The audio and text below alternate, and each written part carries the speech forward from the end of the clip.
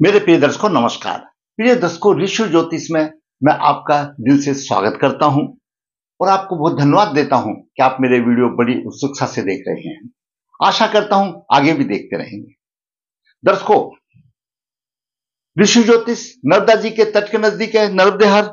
यहाँ पर काल सर्पदोष, पितृदोष आदि पूजाएं की जाती हैं। जो इच्छुक है संपर्क कर सकता है। ऋषि ज्योतिष हाथ से पत्रिका लिखता है। 25-30 पेज हाथ के लिखित के हो जाते हैं और पूरे जीवन का मार्गदर्शन हो जाता है। कहीं पर भी भटकने की जरूरत नहीं होती है। जो इच्छुक है संपर्क कर सकता है। ऋषि ज्योतिष जो भी वीडियो बनाता है उसका आधार शास्त्रों का है और शास्त्रों में जो लिखा है वो मैंने अपने अनुभव में उसको उतारा है और उसी के आधार पर आपका मैं मार्गदर्शन करता हूं। आज का वीडियो अपने आप में बहुत महत्वपूर्ण है। ये कुंडली के 12 भाव हैं। हमेशा मैं बताता हूं और कभी कभी मैं ये भी बताता हूं, हमारा जन्म लेने का उद्देश्य क्या है। मानव जीवन के लिए 4 उद्देश्य है: धर्म, अर्थ, काम और मोक्ष। ये 4 उद्देश्य हैं और उन्हीं के उद्देश्य में हमारे ये कुंडली के 12 भाव छिपे हैं। जैसे कि लगन, पंचम, नवम ये धर्म त्रिकोण है। द्वितीय, छठा और दसम ये अर्थ त्रिकोण है। तृतीय, सप्तम और एकादश ये काम त्रिकोण है। चतुर्थ, अष्टम और द्वादश ये मोक्ष त्रिकोण कहे गए हैं। मानव ने जन्म लिया है। आत्मा का द्वार पहला भाव है, लगन का भाव है और इसी के अनुरूप आपने नीतिपूर्ण सब काम करके मोक्ष प्राप्ति की तरफ चले जाना है, कहीं आसक्त नहीं होना। अब उसमें हरेक त्रिकोण का अपना अपना महत्व है। आज हम विशेष तौर से बात करेंगे काम त्रिकोण में क्या है। काम त्रिकोण में तृतीय, सप्तम और एकादश भाव है। ये 3 हैं और उन तीनों में सप्तम भाव जो कि अपने आप में महत्वपूर्ण है।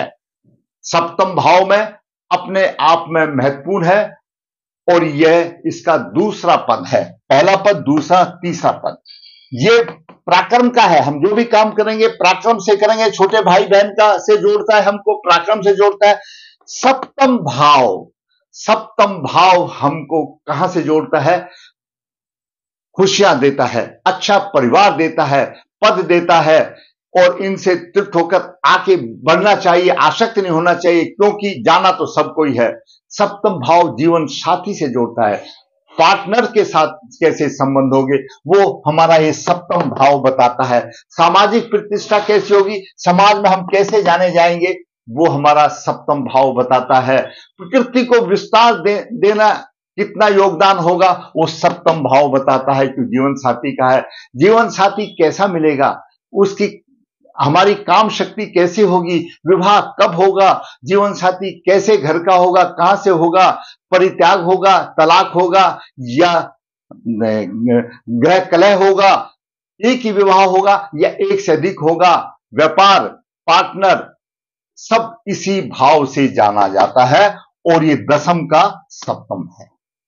मैंने हमेशा कई बार आपको बताया कि चतुर्थ भाव भूमि मकान का है। आपका कितने अच्छा भी बंगला आपका हो, कितना भी यहां पर चतुर्थ भाव सुख का भाव है, लेकिन इसका सुख देखना है तो सप्तम भाव में चाहिए, क्योंकि जीवन साथी से संबंध रखता है। तो काम त्रिकोण में दूसरा पद जीवन साथी से होता है, इसका बहुत ही महत्व है। सप्तम भाव का कारक शुक्र है।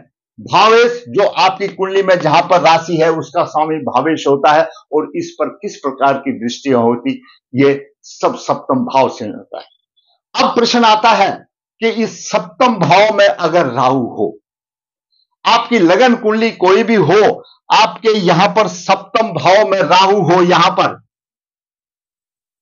किसी भी राशि का हो, सप्तम भाव में राहु यहां पर हो, किसी भी राशि का हो, लगन कुंडली किसी की भी हो, तो पहली बात तो ये, कोई भी राशि का हो, मानसिक बल कमजोर होगा, वो मति को भ्रम करने वाला होगा, कोई भी राशि हो, और दाम्पत्य जीवन में उसको निराशा मिलेगी, दैनिक व्यवसाय में परेशानी आएगी और उसकी मानसिकता बहुत कमजोर होगी। ये सभी राशियों से संबंधित है, चाहे कोई भी राशि का यहां पर हो तो इसमें सभी आएगी। लेकिन इससे अलावा कुछ और हटके भी है, कुछ राशि में जो स्पेशल है वो मैं बताता हूं।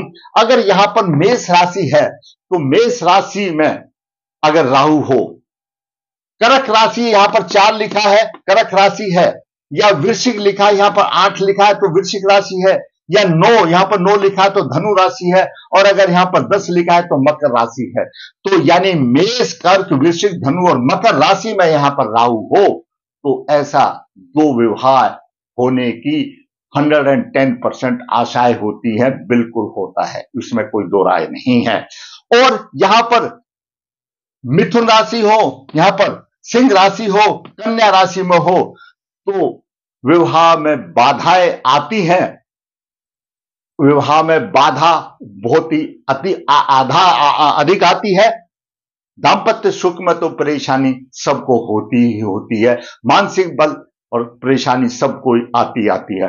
अब बात करते हैं यहां पर वृषभ राशि में, 2 यहां पर लिखा है और वृषभ राशि का राहु हो तो ऐसा बालक, चाहे बालिका हो या बालक हो, अवैध संबंध भी बना सकते हैं। जो मैंने पहले बताया अखमति भ्रम करेगा, राहु मायावी है, वो एक अलग बात है। दाम्पत्य जीवन में सबको परेशानी आएगी, वो एक अलग बात है। और मानसिक परेशानी सबको होगी क्यों लगन को देखा, वो अलग बात है। उससे हट करके अगर यहां पर वृषभ राशि में राहु है तो उसका झुकाव अवैध संबंध की तरफ होगा।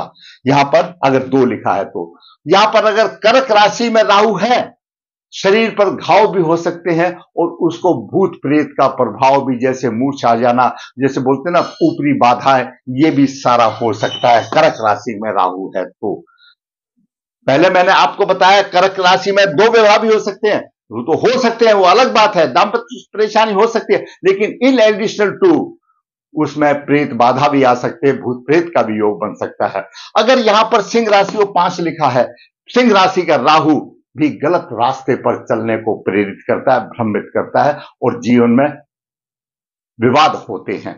तो ये मैंने उसको स्पेशली बताया। सप्तम भाव पर राहु और शनि का प्रभाव हो तो जीवन साथी का सप्तम भाव का स्वामी सप्तमेश पर अगर राहु और शनि का प्रभाव हो तो जीवन साथी का चरित्र बल कमजोर हो सकता है। शुक्र आपका कुंडली में कहीं पर भी शुक्र हो, अगर शुक्र पर शनि राहु का प्रभाव हो तो जिसकी पत्नी है उसका भी चरित्र बल कमजोर हो सकता है। दूसरा, सप्तमेश पर कोई भी सप्तमेश हो, यहां पर चाहे मंगल हो, सूर्य हो, कोई भी हो, 12 राशियों में से कोई भी राशि आ सकती है, उसके ऊपर सप्तमेश पर राहु और शनि का प्रभाव हो तो प्रथाजनक हो जाता है, तलाक की स्थिति आ जाती है। ये सामान्य तौर पर मैंने आपको 12 भावों में 12 जहां पर 12 राशियां आएंगी तो उसमें राहु का क्या प्रभाव होगा। अभी जो कुंडली मेरे सामने आई है उसमें काम त्रिकोण का दूसरा पद का महत्व मैंने आपको बता दिया और सप्तम भाव में राहु का प्रभाव मैंने बता दिया। जन्म 31 मार्च 2000 का कृष्ण पक्ष एकादशी श्रावण शुक्रवार को हुआ।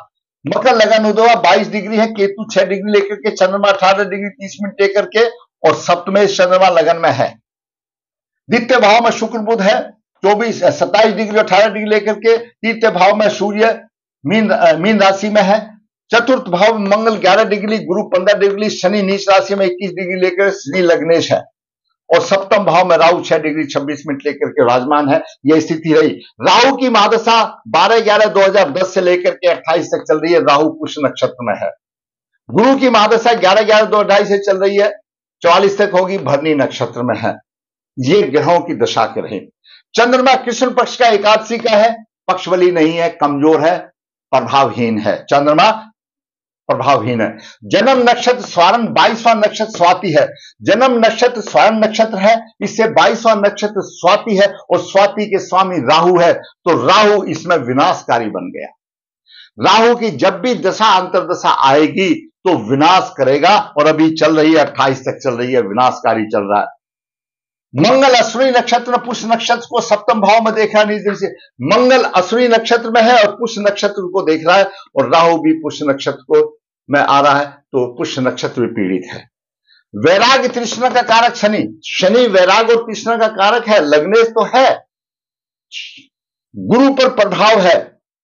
जब गुरु पर प्रभाव होता है, गुरु धार्मिक माना जाता है, आध्यात्मिक माना जाता है, संतान माना जाता है, संतान का कारक, और कन्या जातक के लिए पति का कारक माना जाता है। तो गुरु पर जब शनि का प्रभाव आ जाता है, तो ऐसे जातक का वैराग्य की भावना आ जाती है, और संसारिक सुखों को उसको न्यून से न्यून कम, यानी संसारिक सुख उसको पूर्ण रूप से नहीं मिल पाते अगर गुरु पर शनि का प्रभाव हो।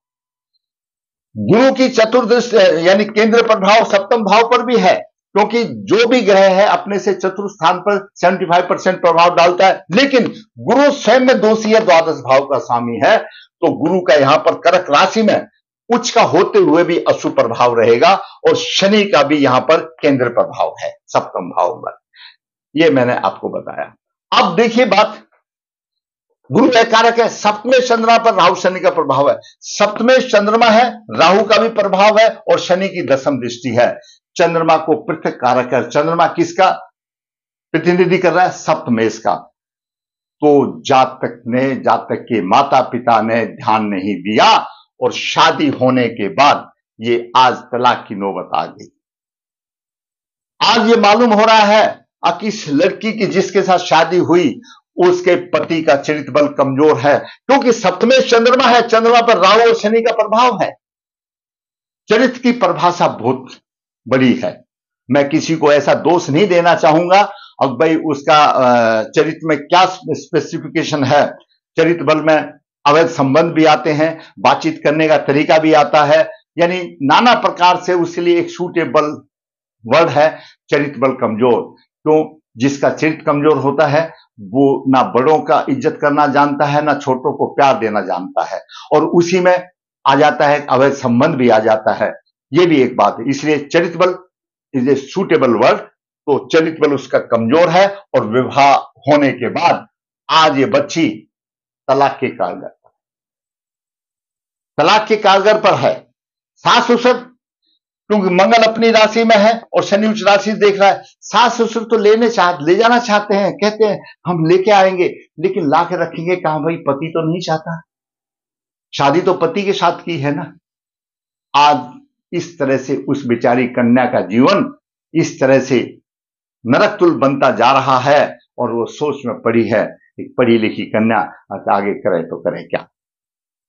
मुझे याद है मैंने उनको कई साल पहले ये चीज बताया था। मैं जब अपने टूर में गया था मैंने बताया था कि इस लड़की का दाम्पत्य जीवन में परेशानी आएगी। आज उनको बात याद आ रही है, जब मैंने उपाय बताया था जब याद नहीं आ रहे। दर्शकों, आप, मैं कहता हूं एक से नहीं 3 से पूछो, कहीं ना कहीं शंका है, हर शंका का समाधान है। लेकिन वो बात एक अलग है, अगर जिसको भगवान दुख देना होता है तो उसके बुद्धि को भ्रम में डाल देता है, वो उपाय तक भी नहीं पहुंचते। क्यों? पूजा जब जितना भी है वो भगवान के लिए जो की जाती है वह उसका फल अवश्य देते हैं। वो किसी का कर्जदार नहीं रहना चाहता, तो इन्होंने कुछ नहीं किया। आज स्थिति ऐसी आ गई, जातिका का जीवन अंधकार में होता चला जा रहा है। जिस आपके बच्चे की अभी से देख लो, जिसकी शादी नहीं हुई है उसके लिए काल सर्प दोष है और पितृ दोष है, और उसके बाद विवाह करने से पहले अगर लड़का है तो अर्क विवाह करना चाहिए, और लड़की है तो कुंभ विवाह करना चाहिए। फिर योग जीवन साथी से विवाह करें। हम यही कर सकते हैं, फल तो वो प्रभु देगा, लेकिन जो हम कर सकते हैं वो तो करो। बताने के बावजूद भी नहीं करते तो इसका मतलब यह है कि उनके तकदीर में ऐसा ही लिखा है। दर्शकों, अगर आपको मेरा ये वीडियो अच्छा लगता है, छोटा सा वीडियो है जो कि काम त्रिकोण है, काम त्रिकोण तीसरा भाव, सप्तम भाव, एकादश भाव, और काम त्रिकोण में सप्तम भाव की अहम भूमिका है, जिसको कि कहा गया है परेशानी है। इसको नीतिपूर्ण काम करना चाहिए। जो हमारा है प्रकृति को विस्तार देने का योगदान होना चाहिए, सृष्टि को चलाने का योगदान होना चाहिए, जीवन साथी अच्छा होना चाहिए, और जीवन साथी आएगा तभी तो बच्चे होंगे, तभी तो सृष्टि आगे बढ़ेगी। और विवाह कैसा होगा, ये होगा, सब सारी चीज इसी से विवाह करने से पहले ही पता लग जाता है। जरूरत है आपको उस पंडित या उस आचार्य के शब्दों को तोलने की ताकत होनी चाहिए। नहीं समझ में आ रहा है, एक से नहीं दो से पूछो, ताकि बच्चों का अंधकार ना हो। मैंने आज आपको पूरे एक जीवन का सार है ये सप्तम भाव, ये काम त्रिकोण का द्वितीय पद सार है। तृतीय पद में तो आमद नहीं आएगी, तृतीय पद मंगल की अष्टम दृष्टि है। तृतीय पद आमदनी का है, वो समाज से उच्च पदों से जोड़ता है, क्यों, आर्थिक आते हैं वहां से। तो तृतीय भाव और सप्तम भाव और एकादश भाव, तृतीय भाव सप्तम एकादश भाव, ये काम त्रिकोण है। इनका नीतिपूर्ण काम करें और अपना जो आया है उसको करते हुए फिर द्वादश भाव तो सभी के खर्च का रखा हुआ है, मोक्ष प्राप्ति के लिए प्राप्त हो। आदमी को ऐसा सोचना चाहिए। कोई यहां पर स्थायी बन के नहीं आया है, कोई यहां पर स्थायी नहीं बन के आया, ना कि जागीर लेके आया है, न लेके जाएंगे। आपके साथ आपके सिर्फ कर्म जाएंगे। अगर आपको मेरा वीडियो अच्छा लगा तो लाइक करें, शेयर करें। जिसने चैनल सब्सक्राइब नहीं सब्सक्राइब करें, ताकि आने वाली वीडियो आपका मार्गदर्शन करे। धन्यवाद।